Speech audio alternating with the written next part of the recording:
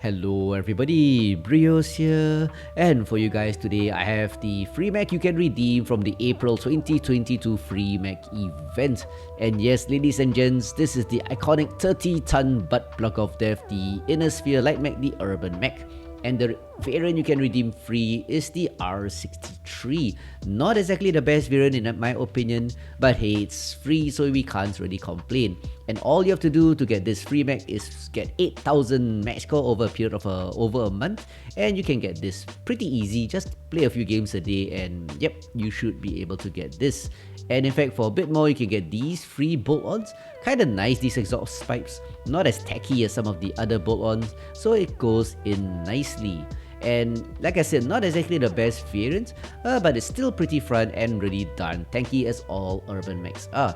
So what build am I running? Well, I'm running a pretty well-rounded build comprising of 3 light PPCs, able to hit out at range, and also fast-firing enough to do quite a bit of damage at short and medium ranges. And because it's an Urbie and you're tanky, odds are you're gonna go in real close and smash them. So the right arm has 3 heavy machine guns, and 1 ton of ammunition is not a lot, but enough for quick play. And with the case, it protects the ammo from exploding and damaging these side torsos, because this has an XL180 engine and only 10 double heat sinks. With 2 jump jets, you have some mobility because you want to pop tarts and fire these light PPCs. But it's a pretty interesting build. Like I said, not the highest damage, not the highest performing build, but it's pretty decent. As you'll see from the gameplay, it's tanky, it can fight at long range, and it can close in for the kill. And as you can see, urban mechs have lots of armor. That's what they are known for, rather. And if you look at the quirks here, the Urbanmech R63 has a shitload of quirks. Interestingly enough, you can see all the ammo quirks, but it does not have machine gun ammo quirks. So the 3 light machine guns, or rather the 3 heavy machine guns with 1 ton of ammunition, only has about 2,000 rounds. Barely enough for quick play, but by then you probably have done a lot of damage. It has a lot of armor quirks, as you can see here, 20 for the CT and 14 everywhere else, making this a pretty tanky build. So we're going to use skills to increase the armor. It has a lot of other quirks like LB cooldown, ballistic cooldown, ballistic velocity, but this doesn't affect this build because the machine guns in the right arm are not affected by this. Quirks that are useful for this include the energy cooldown of 10%, allowing the light PPCs to fire fast, machine gun rate of fire of 30%, so those 3 heavy machine guns fire as though they are 4, yep, because it's 30% more of them, and range of 20% for the machine guns. So even though heavy machine guns have pretty short range, with the skills and the quirks, it hits out to about 170, so that is pretty okay. And to dissipate the heat, we have 5% increased heat dissipation for the light PPCs, and those are gonna make it run hot, so that's really useful. And that's the build itself. And if you look at the skills here, with the toughness, the tankiness, yeah, those are the words I was looking for, of the Urban Mech, we want to boost it because the armor quirks of the Urban Mech are quite substantial for a 30 tonner. And if you go on the left side for the survival tree, you get quite a bit of boost, which also is cumulative above and beyond the quirks. So with these bonuses, 16 SPs in survival on the left side, you get an armor bonus of 19.2. Just a bit of structure 3.9, but that's not too important, giving it quite a bit of armor. With the 41 SPs thrown into firepower tree, we get a whole bunch of other quirks, or other skills. So we do get a cooldown of -9, stacking above the light PPCs. That gives it a total light PPC cooldown of 19%. They fire pretty darn fast, so you got to watch the heat. And talking of heat, because this is a hot build, 3 light PPCs for only 10 heat sinks, I'm getting all the heat generation nodes. So that's another 10.5% reduction in heat. And with some range skills, I've got 11% range boost. I would like to go 15%, the maximum for the heavy machine guns, but I decided to spend SPs elsewhere, so a bit more balanced, going for only 11% skills. As for operations, 11 SPs, getting these 3 cool run nodes for heat dissipation increase of 6%. Yet again, I would love to get the remaining 2, but you gotta manage your points carefully. And that's because I spent 17 SPs into the sensor tree. All this is for 5 nodes of radar deprivation. This guy's a mistake here. Why are you there, my friend? So let's remove him. So 16 SPs, let's just save this bit of a boo-boo down there. So 16 SPs will get you 100% radar deprivation, 5 nodes of these. That allows you to move back behind cover and basically lose any locks onto you. Really useful for a light mech. And finally for auxiliary tree, let's invest this here first. Yep, spend. Yeah, I know I have a lot of GXP. I know. So anyway, back to here, 7 SPs into auxiliary, going down the cool shot because its main problem is the heat from the continuous firing of the light PPCs, and of course with the cool shot cooldown for the second cool shot to be fired 25% faster. Really useful if you're running hot laser builds. So that's it guys, that's the R63 I have been running, 3 light PPCs for pop tarting and up to 600 meters optimal with the 3 light machine guns, or rather the 3 heavy machine guns. I actually ran light earlier but I didn't like the damage. The 3 heavy machine guns allowing you to close in and wreck the enemy once they are open. And because it's an Urbanmech, it's going to be really tanky, so you can soak damage as you move in. So anyway, with that being said, I'm going to show you some gameplay with this Urbanmech. I do enjoy this build, but it's a bit tough to put out high damages to be honest. But anyway, with that being said, let's get down to the gameplay and watch this little butt pluck in action. Let's go. Here I find myself on the ever popular Mining Collective map for the first showcase match, which is good because this is a small cluttered map which suits the Urbanmech nicely because of those 3 heavy machine guns having short range and allowing you to wreck people at really short ranges. And with the jump capability of this build, we can jump up to the sides, the little buildings, and fire these light PPCs because they hit out to an optimal range of 599, which is what I'm doing now. Target acquired. So holding the high ground in Delta 5, I get to cover the left side and the Delta line. That Panther was really far, so not gonna bother about him. Team is pretty split as you can see on the minimap. From Fox 5 all the way to my position in Delta 5. Spread out across the map. Good thing is this mech moves at about 97, so I can deploy. They're rushing left side. So Maru talking about the push on the left side, so it's time to reinforce the left. All the way there. Target spotted. Just gotta do it sometimes. Online. Ideally with this mech, I want to engage at mid-range first, about 500-600 meters. Like that timber there, 350 is nice. Weaken him with PPCs before I move in. So left torso of the timber is open. Would love to jump up, but enemy is making a big push along Fox line there. One Battlemaster golf in the Fox 4 area. Yeah, but I think this guy is isolated. Trying to take off his torso, pop-tarting a bit. But pop-tarting with machine guns is tough. Oh, one Annihilator there. It's exposed. Hotel. 2 Annihilators. Here's the push, guys. What we do here determines the outcome of the game. These 2 Annihilators. Yeah, not in a good position, India. His head is exposed. His weapons are below, so I can hit him, he can't hit back. Good for me. I drop a strike, but their focus was on Echo 5, so it's time for me to run away. Urbanmechs may be tanky, but they get focused, they die. So yeah. But with the speed and mobility Urbanmech, I'm gonna flank them a bit. There's that Panther earlier. Oh, probably CT'd him with the triple light PPCs. Poor guy. But my benefit. Oh, suddenly Argo there in the Marauder. Thankfully it's not that accurate. Oh, because he was halved. So gonna rush Juliet here. I'm just gonna rush him because I have heavy machine guns. Armor's still pretty okay. No, but the really old clan dude gets him. 2-1. Target acquired. Time to walk the Fox 4 corner. Trying to get the mechs around me like this Centurion to move together. New target acquired. 2-2, still pretty close. There should be some mechs here. Target acquired. Yeah, there they are. Acquired. Fire and twist. That's a good thing about PPCs. After you fire, you can twist to take damage in places you can afford to take. Oh, one Annihilator here and I'm out of position. Right torso open though. Ideal for my heavy machine guns. Yeah, don't want to overexpose, so walking in his left side first. Blow off his torso. Now he's just a light PPC. CT is open, ideal for my heavy machine guns. One Nova magically appeared and he dies. Power of the light machine guns. 2 kills now, 5-3. game is turning in our favor. Fuel at 25%. But unfortunately, the guys with me in Fox 5, we are kinda out of position. 5-4 enemy is fighting back because they outnumber our friendly teammates on the Echo 4 ramp. Acquired. Much as I would love to hunt down Max one at a time. Gotta bring in my arm. I've got 3 kills so far. Not caught. Just rushing in, sharing armor here. But that doesn't mean dying stupidly. Oh, we have another Urbie here. That's a really old clan dude. That's a K9. The hero, really deadly. So out of machine gun ammo, which is sad. But I've probably done quite a bit by then. Redlining the mech, gotta watch the heat. 8-5, 1 blip here.